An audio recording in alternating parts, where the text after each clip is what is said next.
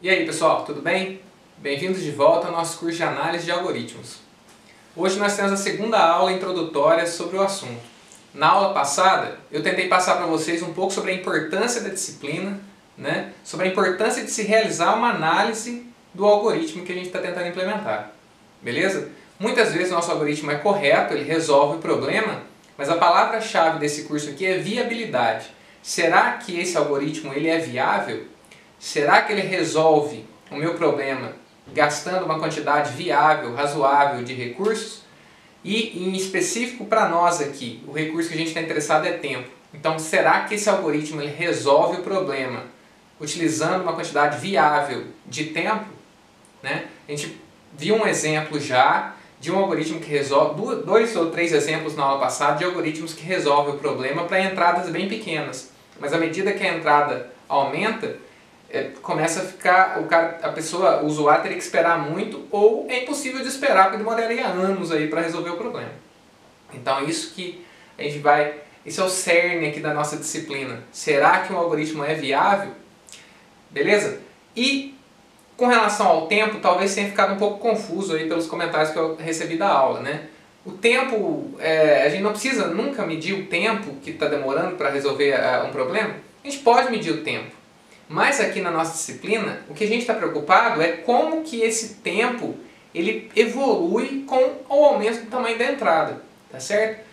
Porque você medir o tempo em uma máquina, se você pegar uma máquina igualzinha e tentar fazer o mesmo teste, às vezes vai ficar um tempo diferente.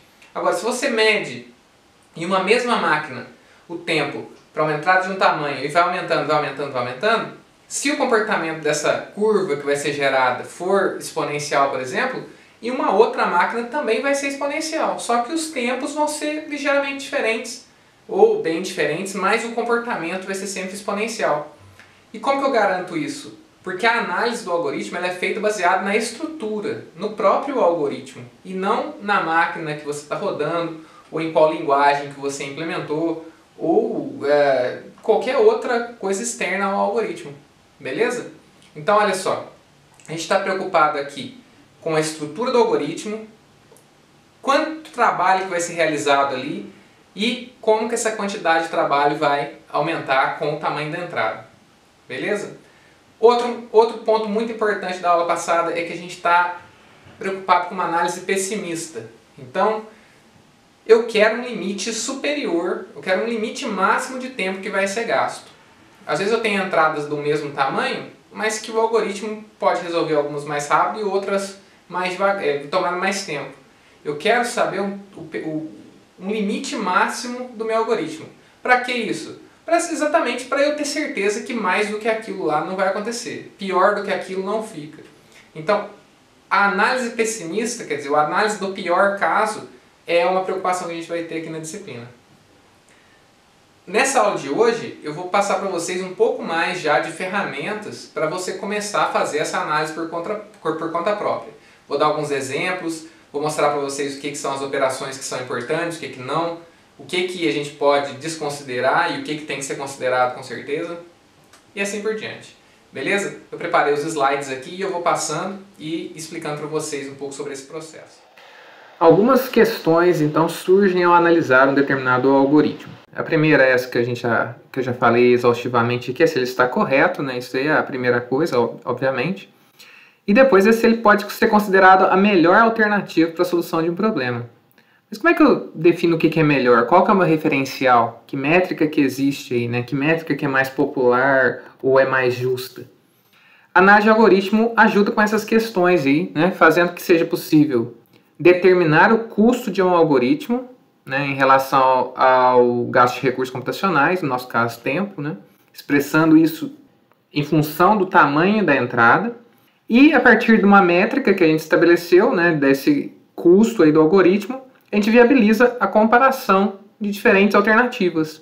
Vários algoritmos resolvem o mesmo problema, Qual que é a melhor na métrica que a gente escolheu? E quais que são as vantagens de estabelecer uma métrica para quantificar o desempenho de algoritmos? A partir dessa métrica, eu consigo escolher entre vários algoritmos qual que é o mais eficiente, ou que é aquele que se adequa às minhas limitações de hardware. eu posso ter... a gente nunca pode pensar só no nosso computador, ou em supercomputador, ou em cluster, computação em nuvem. A gente tem que pensar que muitas vezes algoritmos terão que ser embarcados em dispositivos com limitações de recursos, tá joia? Aí eu verifico a viabilidade da solução de um dado problema, né? Tanto com relação ao tamanho da entrada quanto ao limite da tecnologia, e abro a possibilidade de pesquisa para o desenvolvimento de algoritmos mais eficientes. Então eu sei que um determinado problema, até hoje, não foi encontrado um algoritmo que resolva ele em tempo polinomial. O que acontece? Pode ser uma pesquisa da área de análise de algoritmos, você tentar buscar um algoritmo que ultrapasse esse limite aí. Na aula passada, só para a gente quantificar aqui, a gente viu o caso da sequência de Fibonacci, né? Ao realizar um cálculo simplificado, a gente tem a noção aqui melhor do que eu quero dizer com viabilidade, apesar de já ter mencionado na última aula. Se você quiser calcular o centésimo número da sequência de Fibonacci com um algoritmo recursivo, que é aquele que é exponencial, o tempo gasto, a quantidade de trabalho aí é proporcional a 2 elevado a n. Então, se a gente fizer uma continha bem simplista aqui, a gente gastaria aproximadamente, digamos assim, 2 elevado a 100 passos básicos de computação, ou 2 elevado a 100 operações, né, de soma e tal, para realizar essa tarefa aí. Imagine que a gente tem um computador, que nem existe provavelmente, que realize 40 trilhões de passos de computações por segundo, ou seja, 2 elevado a 45, aproximadamente. Lembrando aí sempre que 1 GHz é 1 bilhão por segundo. Aqui eu estou falando 40 trilhões por segundo, tá? Mesmo com esse supercomputador bizarramente rápido aí, demoraria, se você fizer a divisão aí, cerca de 2 elevado a 55 segundos para completar o cálculo, que é mais ou menos igual a 1 trilhão de anos. Então você vai ficar esperando um longo tempo aí. E centésimo, 100 nem é um valor de escala muito alta. 100 é uma centena só. Se a gente fizer isso daqui com aquela alternativa de algoritmo iterativo, né, que é sum for, ele faz menos de um piscar de olhos aí. Para que a prática da análise de algoritmos se torne parte do dia a dia, e a gente parar só de falar como é que é legal, como é que é bonito, importante, é necessário que eu apresente ela para vocês como uma tarefa sistemática. Você tem que estabelecer um processo onde você fala assim, então para eu definir, eu faço isso, isso e isso aqui, né? Tem essas regras, essas restrições e tal. Assim o engenheiro, né, ou o programador e tal, poderá utilizá-la desde a concepção do projeto, passando pela implementação e fase de testes.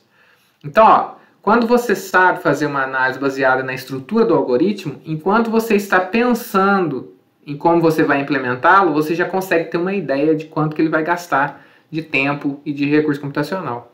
Aí depois, durante a implementação, você continua com essa análise e durante o teste você sabe o que você fez, então já sabe o que espera dos testes, né? Não dá para ficar só no feeling aí, né? A tradução clássica de achômetro, né? No mineirês aí. Opa, bom. Sou Eduardo, filho do Carlinhos. Bom. É necessário definir um processo que pode exigir ferramentas matemáticas, né? Como análise combinatória, estatística, alguma habilidade aí em álgebra, capacidade de identificar termos mais significativos e assim por diante. Durante a disciplina, como ela é uma introdução à análise de algoritmo, né, a gente não está fazendo pesquisa, aprofundando, vocês vão ver que a parte matemática aqui, estatística e tal, é bem simples, tá? Então a gente vai seguir uma metodologia. Não pode ser igual o cachorrinho aí, ó. Uma característica relevante de qualquer algoritmo é o tempo, a gente já falou sobre isso. Esse tempo pode ser determinado por métodos empíricos. Medição de tempo gasto na execução de uma implementação de algoritmo, considerando entradas de diversos tamanhos com posições diferentes, é uma coisa que tem um valor? Eu acabei de explicar na hora que eu apareci aqui, né, na tela. É válido para você saber qual que é o padrão de comportamento. Agora, os valores absolutos, eles não têm tanta validade assim, tá? Por quê? Porque é fortemente dependente da máquina utilizada, né? Pode ser um Arduino, pode ser um PC dedicado, pode ser um cluster, né? Da linguagem que foi implementado o algoritmo, como eu já expliquei, né? Java, C++, Python.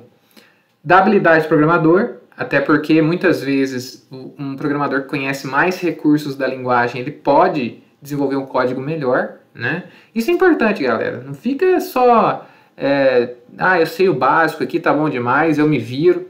Porque muitas vezes a ferramenta certa ataca o problema e resolve de maneira bem simples, né? É igual quando você vai mexer com hidráulica na sua casa e você fica tentando lá desrosquear alguma coisa com um alicate, com alguma coisa. Existe a chave específica daquilo que você coloca ali e só não faz nem força e já solta. Então você tem que sempre utilizar a ferramenta adequada para uma determinada tarefa. Então, se você conhecer bem a linguagem, você tem um ganho muito, muito grande aí como programador, tá? Então, você não precisa conhecer 1000 linguagens aí, porque hoje em dia, se você olhar, tem umas linguagens que eu nem sei o que é, mano, né? Então, assim, se você conhecer algumas linguagens populares bem, ou você pegar uma dessas bizarras aí, mas conhecer bem também, é muito importante, tá? Tem nome que eu não sei se é linguagem ou se é Pokémon, pô. O compilador que você usa também, né? Pode ser importante, pode ser que o compilador otimize seu código, tem uns que não tem espaço de otimização, assim por diante. Esse tipo de análise empírica ele pode ser incompleta, ela é incompleta sempre, né? Imprecisa aí, porque coisas de milissegundos às vezes, você não consegue medir com precisão, né?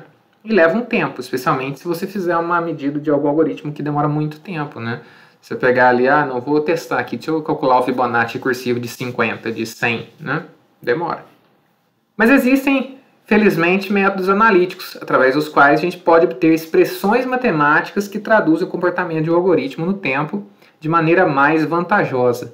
E, assim, a linguagem matemática, ela é universal, né? Então, se você tem que o comportamento da utilização do desempenho de um algoritmo é uma expressão matemática, todo mundo já sabe mais ou menos, você já lembra da curva que é associada àquela função, né? Já tem uma ideia do crescimento daquilo, é bem legal. E o mais importante de tudo é que é independente da arquitetura e da linguagem. Se você tem um algoritmo que roda quadrático, ele é quadrático em qualquer máquina, tá? Vai rodar mais rapidinho um pouquinho menos rápido, dependendo da máquina, mas se você for aumentando a entrada, o comportamento é quadrático. Então, se a gente não vai fazer medidas empíricas de tempo, a gente precisa fazer uma nova definição dessa expressão tempo de execução, né? Aqui, para nós, isso aqui vai ter uma conotação de quantidade de trabalho realizado, quantidade de passos computacionais executados durante o algoritmo. É claro que isso tem uma íntima relação aí com tempo mesmo, né, em segundos, milissegundos, mas só que a gente não vai usar essas unidades, né? A gente vai estabelecer que uma quantidade fixa de tempo vai ser gasta para executar cada uma dessas operações básicas, né? E vai somar isso tudo. Essa quantidade vai variar de máquina para máquina, aí, é claro, né? Mas não vai interessar para nós. Então o algoritmo aqui ele faz 100 passos computacionais. Se aumentar a minha entrada aqui em 10, ele agora passa a fazer 1000 passos computacionais. Se aumentar em mais 10, ele passa a fazer 2000 passos computacionais. Então é esse tipo de coisa que a gente vai estar buscando, tá? Quanto que demora um passo computacional? Sei lá, uma máquina vai durar 1 microsegundo, no outro 1 nanosegundo, na outra demora 1 segundo, mas isso aí para nós não vai ser relevante, tá? Na maioria das vezes, o tempo gasto por um algoritmo cresce com o tamanho da entrada. Pô, claro, né, velho? Se você tem um tamanho maior de problema, é claro que ele vai demorar mais tempo. Quase sempre é assim. A única exceção a isso é aqueles algoritmos lá que eu falei que era O de 1. O que é O de 1? Depende do tamanho da entrada, a resposta é sempre 42. Né? Então, o tamanho da entrada quase sempre vai ser uma influência grande no tempo gasto. E como que a gente define tamanho de entrada? Depende do problema, né? Números de itens de um vetor, então tem quantidade de elementos de um vetor, de vértices ou arestas de um grafo, de pixels em uma imagem, de bytes em um arquivo, e assim por diante. Depende muito do problema. Qual que é a unidade que dimensiona o problema? Isso aí é o tamanho da entrada. De novo, falando sobre a análise pessimista, né? Então, normalmente é importante determinar somente o tempo de execução no pior caso. Por que isso, né? Isso aí vai estabelecer um limite superior de tempo de execução para qualquer entrada de um mesmo tamanho n, uma vez que eu mostrei lá aquele exemplo do embaralhamento de cartas lá, né? Dependendo do estado inicial do meu baralho, pode ser que eu demore mais ou menos e continue tendo o mesmo tanto de carta. Então a gente vai imaginar sempre que o baralho estava embaralhado da pior maneira possível e eu vou demorar o tempo máximo possível para colocar as cartas no lugar, tá? O que isso aí garante? Que o algoritmo nunca vai demorar além do esperado e isso aí evita a necessidade de se fazer suposições sobre comportamentos piores. Fala assim, esse aqui é n ao quadrado, mas se as cartas do baralho estiverem em tal posição, pode ser cúbico. Pô, então ele é cúbico, tá? A gente está setando limite superior. Até por isso que a gente usa muito a linguagem Big O, a notação Big O. Big O não é a cota assintótica superior. Então, se ele é O de n ao cubo, não quer dizer que ele roda toda vez n ao cubo. Quer dizer que ele roda no máximo n ao cubo, tá? O pior caso também ocorre com bastante frequência, já falei sobre isso, né? Frequentemente o caso médio ele é de difícil solução e não é interessante para nós. Qual que é o melhor algoritmo? A gente diz que um algoritmo é melhor que o outro se o seu tempo de execução é f de n, no pior caso, apresenta uma ordem de crescimento mais baixa que o segundo g de n, aí, né? Proporcionalmente ao aumento da entrada. Então, quando f de n é O de g de n, quer dizer que f de n é melhor. Devido às constantes e termos de menor ordem, ou pela própria característica da curva, um algoritmo de ordem de crescimento mais alta pode executar mais rápido, para pequenas entradas. Já demonstrei isso para vocês lá, naquela versão das matrizes lá de sistemas de equações lineares com Cramer e com o Gauss, né? Às vezes, o método que é pior a longo prazo resolve mais rápido para entradas pequenininhas, tá? No entanto, geralmente estamos interessados no seu desempenho para entradas suficientemente grandes. Essa aí é uma expressão que eu vou sempre falar, suficientemente grandes. O que quer dizer isso? Sei lá, né, velho? Grande o suficiente para a gente perceber que ele é bem melhor do que o outro, né?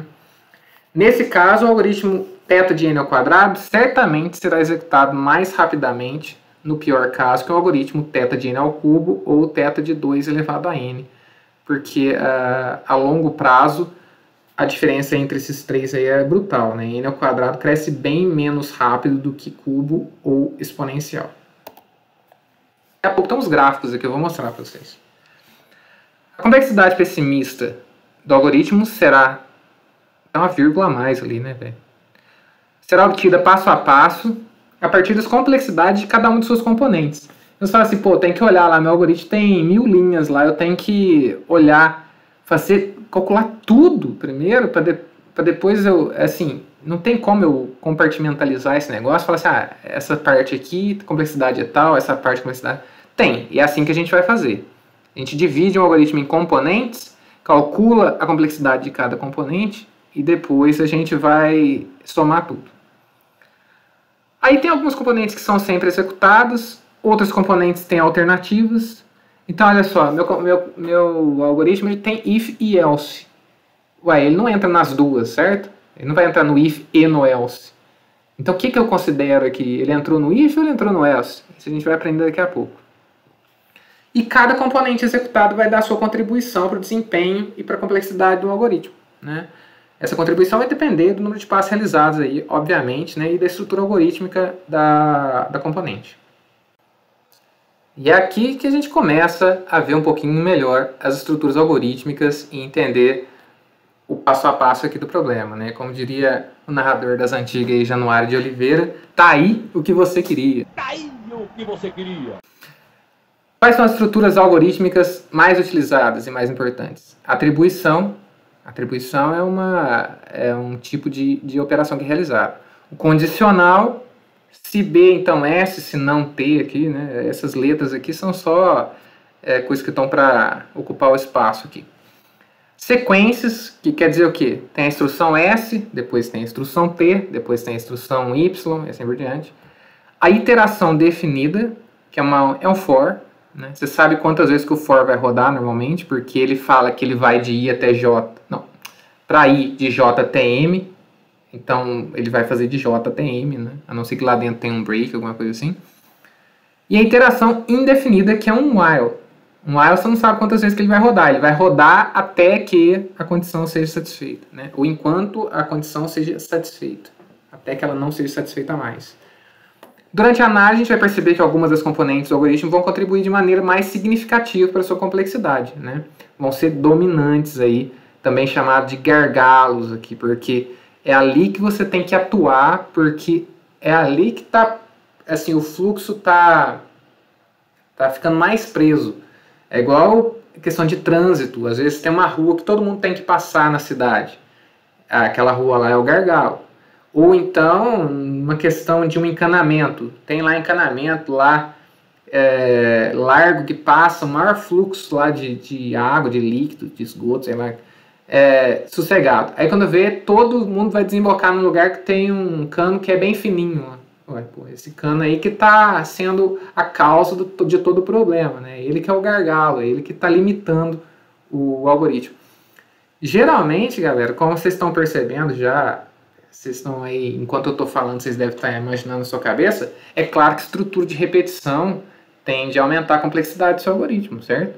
Se você vai repetir uma coisa e fazer várias vezes, você aumenta a quantidade de trabalho automaticamente, tá? Tem vezes que isso tem um impacto grande, tem vezes que tem um impacto maior ou menos, tá? Como são definidas as componentes dominantes? Através de dois princípios básicos, absorção e máximo assintótico. E como que a gente calcula os desempenhos individuais? Tem umas equaçõezinhas aqui bem simples, tá? Eu vou mostrar para vocês as equações de complexidade. Com relação à questão dos componentes dominantes, ou das componentes dominantes, né? São aquelas que possuem esse papel mais importante assim, no sentido de gasto de recursos no algoritmo, e possui maior impacto no desempenho. Esses conceitos aqui, ó, eles podem ser aplicados na análise algorítmica para definir quem que é dominante, que é a absorção, que vai ser utilizada quando as componentes do algoritmo são sempre executadas. Ó, então tem essa parte aqui, tem essa segunda parte, essa terceira parte. Sempre roda todas aqui.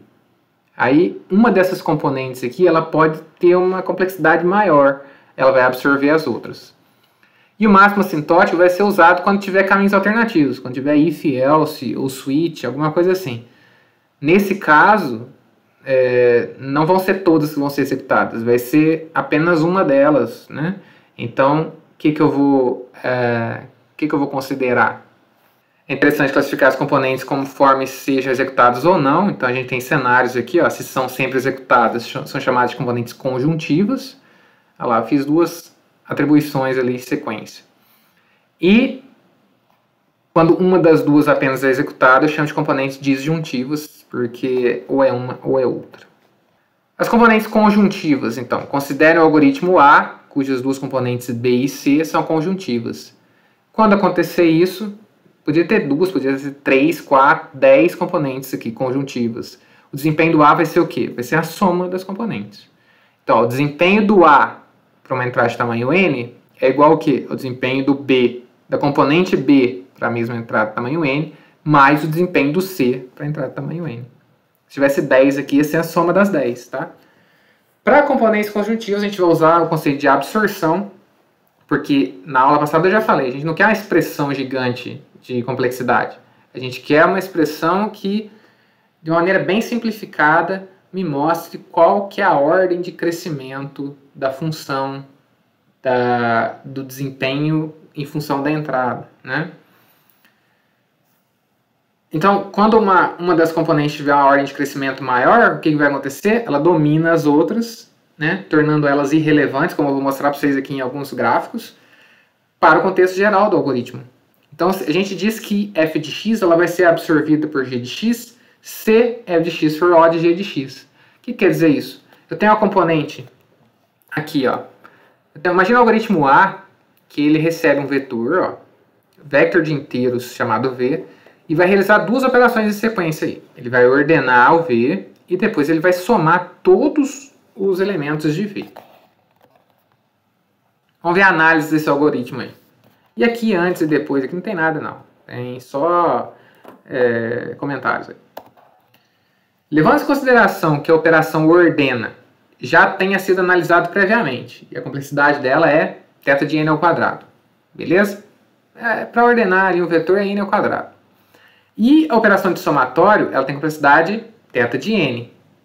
Podemos dizer que a complexidade da ordena e soma, ela é θ de n ao quadrado mais n.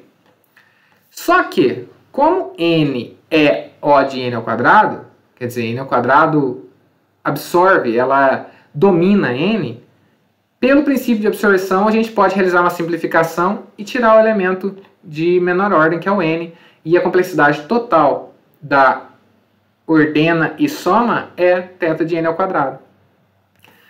Um outro exemplo aqui totalmente aleatório. Se eu tivesse aqui um outro que eu somei as componentes dele lá, estava 1 mais n mais log de n, mais n elevado ao cubo, mais n log de n, mais 2 elevado a n. 2 elevado a n aqui, ó, é uma ordem que cresce muito rápido. Então ela absorve todas as outras. A componente exponencial absorveria todas as demais, né? Tornando elas irrelevantes num contexto mais geral. Assim, mas isso aí não é possível, professor. Você está viajando na maionese, porque n e n ao quadrado dá tanta diferença assim. Repare que, graficamente, é muito fácil perceber o princípio da absorção. Eu tenho aqui n ao quadrado, tá? Que é uma parábola, obviamente, mas só que na perspectiva que a gente está aqui, ela não está aparecendo como uma parábola, né? Ela é uma parábola, mas bem suave aqui. Aí eu tenho 2 elevado a n, que é essa azul, e eu tenho 2 elevado a n mais n ao quadrado. Repare que a diferença da curva vermelha para a curva azul é muito pequena. E para nosso tipo de preocupação aqui é irrelevante. Tá certo? Então é nesse sentido que eu estou falando. Ó. A curva azul, ela absorveu totalmente a verde. Tá? Então, de maneira que não faz diferença se eu vou considerar a vermelha e a azul. Então eu simplifico. Eu falo assim, ah não, ele é 2 elevado a n. Tá? Aí você fala, professor, mas você está apelando, né? Senhor apelão. Porque 2 elevado a n é muito ruim. Então a gente pega aqui, ó, n ao quadrado, é azul, também é uma parábola aqui, né? N ao cubo é a vermelha. E n ao quadrado mais n ao cubo é essa verde aqui. E esse gráfico aqui foi gerado no Excel, ó, né? Então, mesmo entre polinomiais, repare que a curva de n ao cubo, ela absorve completamente a outra. Então, se eu for considerar a vermelha ou a verde num contexto mais amplo, não faz diferença nenhuma também. Então, pode falar com propriedade que um algoritmo que é n ao cubo mais n ao quadrado, ele é só n ao cubo, tá bom? N ao quadrado não faz diferença nenhuma no final. E no caso das disjuntivas? Se a gente considerar um algoritmo A, que tem duas componentes B e C, da mesma maneira, poderia ser 10 aí, poderia ser aqui é um if-else, mas poderia ser um switch, tá? E essas componentes são disjuntivas, porque é um if e um else. Elas não são executadas em sequência em nenhuma instância do algoritmo. O desempenho de A, então, para uma entrada de tamanho n será, o desempenho do A será igual a o desempenho do B ou o desempenho do C. Nossa, aliviou muitíssimo, né, professor? Nossa, valeu, obrigado. Para componentes disjuntivas, a gente utiliza o conceito de máximo assintótico, aplicado para determinar o limite superior da complexidade do algoritmo, independente da escolha que é feita. E o que significa isso? Exatamente igual a absorção, só que aqui, como é disjuntivo, a gente usa outro nome. De maneira simplificada, o que a gente vai falar? Que o máximo assintótico entre fx e g de x vai ser g de x sempre que f de x for O de g de x. Então, entre uma ou outra, você vai escolher aquela que domina, né? Então, é só um nome diferente para a mesma coisa do anterior. Só que aqui é disjuntivo, né? É um if ou um else, e no outro era um mais lá. Imagina esse algoritmo aqui que é o ordena ou soma. Então, dependendo da flag aqui, ele vai ordenar ou somar.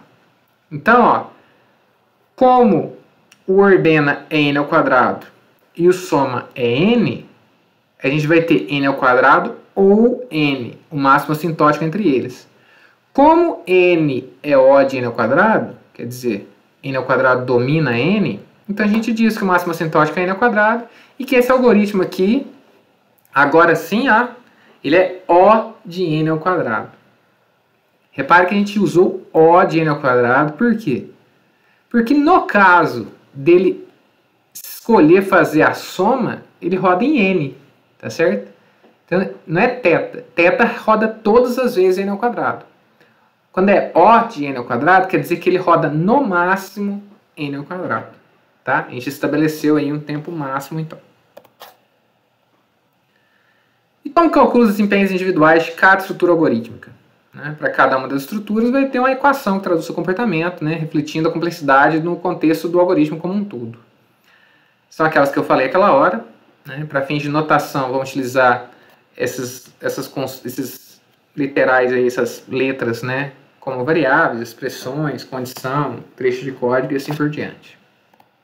Uma atribuição comum do tipo i recebe 0 ou i recebe j, né, onde i e j são inteiros, ou sei lá, qualquer tipo nativo, possui complexidade constante, θ de 1. Não importa se j, por exemplo, tem valor 1000, ou 30.000, ou 100.000, né, vai demorar o mesmo tempo aí aproximadamente. No entanto, imagine que u e v sejam vetores com n inteiros. Aí é uma atribuição diferente, hein? Se eu estiver atribuindo v para u, né, u recebe v, eu tenho que transferir cada elemento de v para u. Então, nesse caso, uma atribuição varia um tempo linear, né, θ de n, sendo n o tamanho do vetor aí, né, v. Imagine agora uma atribuição que envolva um cálculo do tipo i recebe o máximo de v, né, que devolve o maior valor da lista de v e atribui para i. A função máximo de v, de complexidade linear também, θ de n, contribuiria decisivamente para a complexidade da atribuição, dominando. Como assim complexidade linear, professor? Máximo? Você não faz um for que vai da primeira posição até a última do vetor para você achar qual que é o máximo? Então ele vai olhar cada elemento uma única vez, tem n elementos, ele faz n operações, né? Então, dada uma atribuição do tipo v recebe e, a complexidade total é definida como a soma das complexidades pessimistas da expressão, né? Complexidade e da própria transferência, a complexidade da transferência, né? Na forma, a complexidade da atribuição v recebe e é O de complexidade de e mais a complexidade da atribuição em si. Dessa maneira, caso o algoritmo possua uma atribuição do tipo o vetor u recebe o vetor v ordenado por insertion sort, a complexidade vai ser o quê? A complexidade do e mais a complexidade da atribuição. A complexidade do e é o quê? É a complexidade para calcular o insertion sort, que é n ao quadrado. E a complexidade da atribuição? É uma atribuição de vetores, então se eles tiverem n elementos, vai demorar n, né, para eu transferir todos de um para o outro. Então a complexidade dele é n ao quadrado mais n, que pelo princípio da absorção é n ao quadrado. O desempenho da sequência, agora é sequência. O desempenho da sequência ST, onde ST são trechos de código, é a soma dos desempenhos individuais. Então a complexidade de S da sequência ST é a complexidade S mais a complexidade T. Umas obviedades aqui, né? Foi mal. Mas é a vida, né? Imagine o seguinte trecho de algoritmo. Então eu tenho aqui, ó, um V que recebe um U invertido. Então eu estou falando aqui que a complexidade dessa atribuição maluca aqui é N, tá? Aí inverti o U em tempo N. Atribuição de vetores, N também. Então N mais N dá N. E depois eu faço um insertion sort do V, que é uma ordenação do vetor V utilizando esse método que a gente ainda vai aprender nas aulas seguintes aí. A complexidade desse método aqui, como a gente ainda vai aprender, é n ao quadrado. Então, a complexidade da sequência é n ao quadrado mais n ao quadrado, né? Onde a componente relativa ao insertion sort, ela domina a outra e fica n ao quadrado também. O de n ao quadrado. Existe uma particularidade. Há casos onde S pode alterar o tamanho da entrada para T, fazendo com que, por exemplo, a complexidade do ST para uma entrada de tamanho N é a complexidade do S para um tamanho N, mais a complexidade do T para uma entrada definida pelo S de N. Lá. Se mudou o tamanho da entrada, quer dizer que o segundo passo pode demorar menos. Né? Ele não é de N, ele é de uma fração do N, por exemplo, ou de um múltiplo de N. Como assim, professor? Então tem aqui, ó, que V recebe a metade inicial de U e W recebe a metade final de U. Então, isso aqui demorou N sobre 2, né? Isso aqui demorou N sobre 2, que no final deu N. Aí, o V faz o insertion sort de N sobre 2 elementos e o W recebe a ordenação também do W aqui anterior, né? Que tem N sobre 2 elementos. Essa ordenação não é N ao quadrado? Então é N ao quadrado. Depois eu quero concatenar os elementos de V e W e colocar num vetor U aqui, ó. Isso daqui vai demorar quanto tempo? Ó, se eu tiver N elementos de V e M elementos de W, então vai demorar O de N mais M. Nesse caso aí, a complexidade total seria o quê? N mais N, mais N sobre 2 ao quadrado, mais N sobre 2 ao quadrado, mais N sobre 2 mais N sobre 2. Beleza?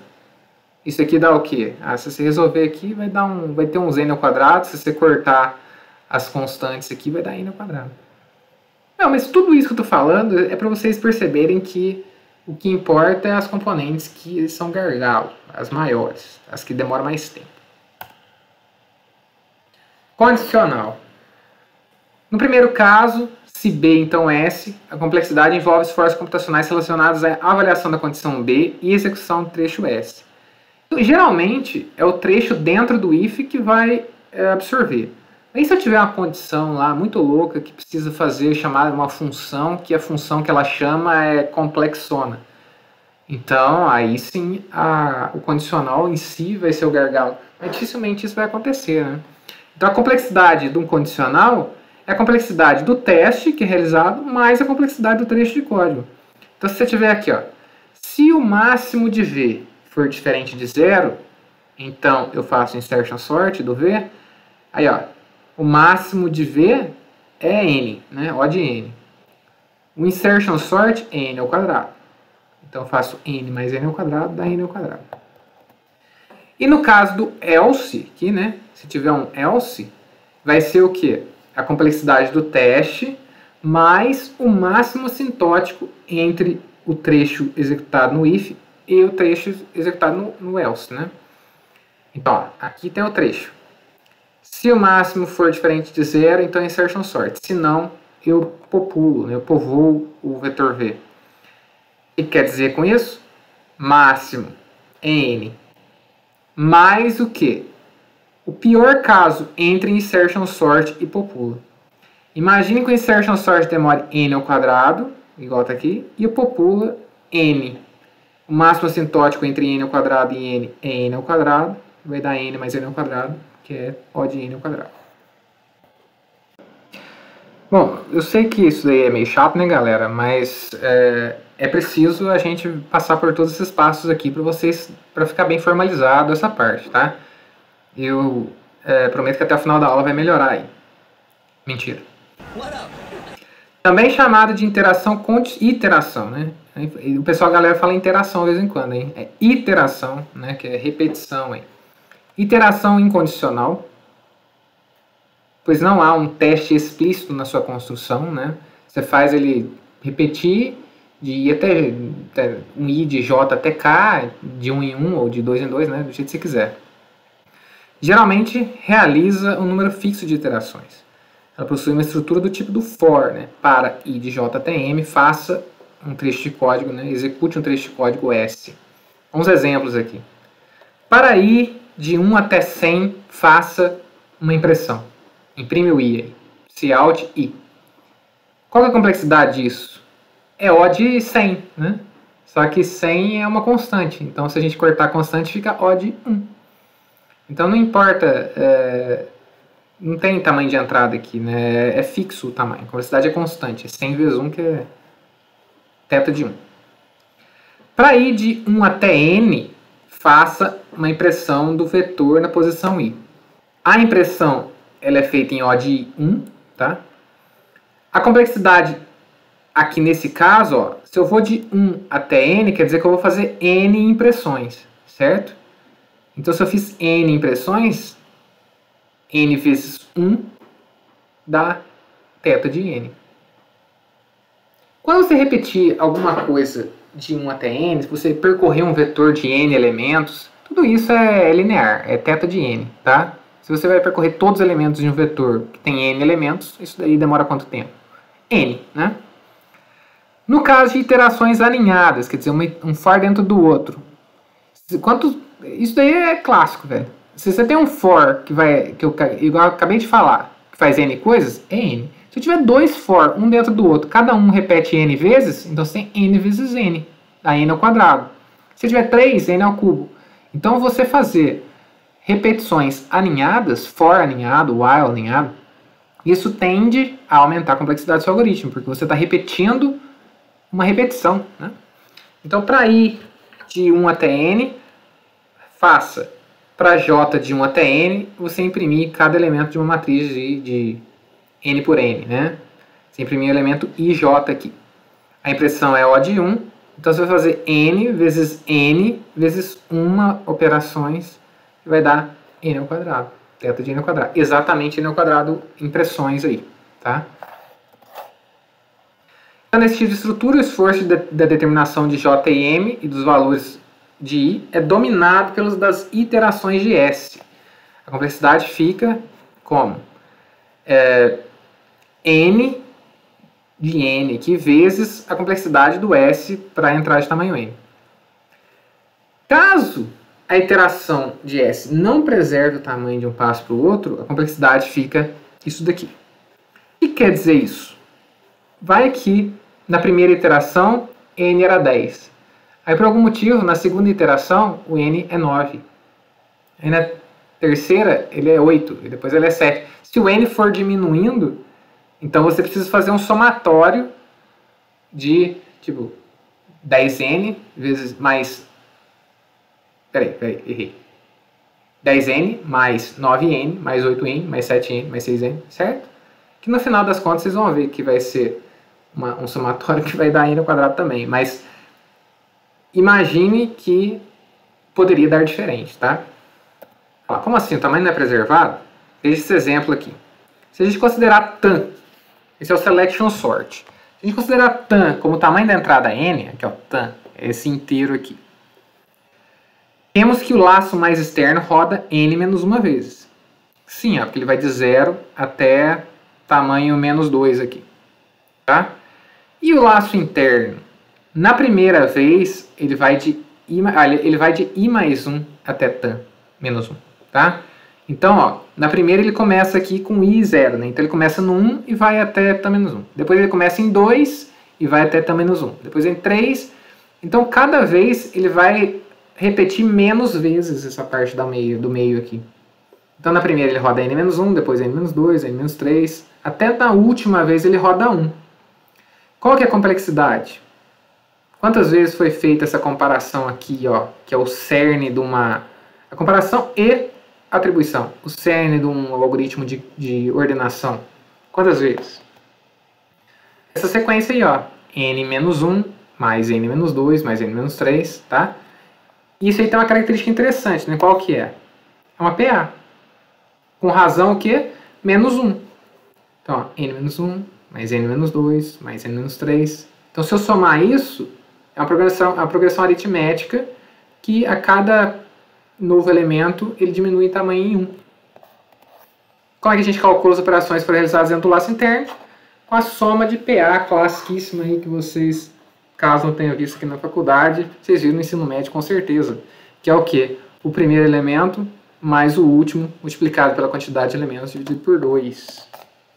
E daria então, ó, n-1, que é o primeiro, mais 1, que é o último, que multiplica n-1 elementos dividido por 2. Isso aí vai dar n ao quadrado menos n dividido por 2, que como a gente sabe, 2 é constante aqui, né? Meio, né? É constante. n2 absorve n, dá n ao quadrado. Olha só, tá começando a ficar um pouco mais aritmético o negócio, hein? Cresceu do nada isso aqui, foi mal. A iteração indefinida é um enquanto, né? Enquanto algo estiver acontecendo, faça S. Você vai causar execução sucessiva de S enquanto a condição for satisfeita, né? Em geral, o esforço computacional para execuções sucessivas de S domina os esforços aí, né? Provavelmente é mais importante do que o B, né? Que é o teste. Nela, o número de iterações não fica determinado no início. Então, essa é a diferença básica aí. Você vai ter que fazer um pouquinho mais de esforço para descobrir quantas iterações vão ser realizadas, né? A equação de complexidade pessimista vai ser isso daí, ó.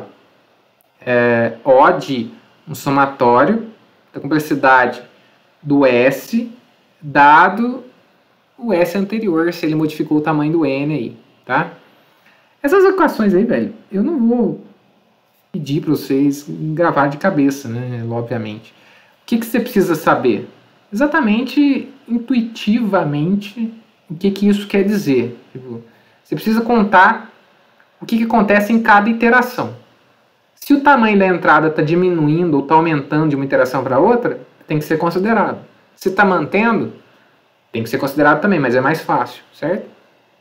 Então aqui, ó, imagine um exemplo onde seja necessário encontrar a linha de uma matriz que contém o valor 1000 entre as n linhas existentes, cada uma com 20 elementos. Então eu tenho aqui um enquanto i for menor ou igual a n, né? Faço o quê? Para k de 1 até 20, eu verifico. Se vetor ik for igual a 1000, eu retorno i, né? E eu tenho um incremento aqui para passar para a próxima linha. Então, ó, cada linha eu faço um for para verificar se tem um 1000 nela lá. Se tiver, eu retorno, senão eu continuo fazendo meu laço. Quando a gente está interessado no pior caso, a gente vai considerar que o número máximo de iterações é realizado, quer dizer, não tem esse 1000 aí, né? Ele vai procurar até o último e não vai ter.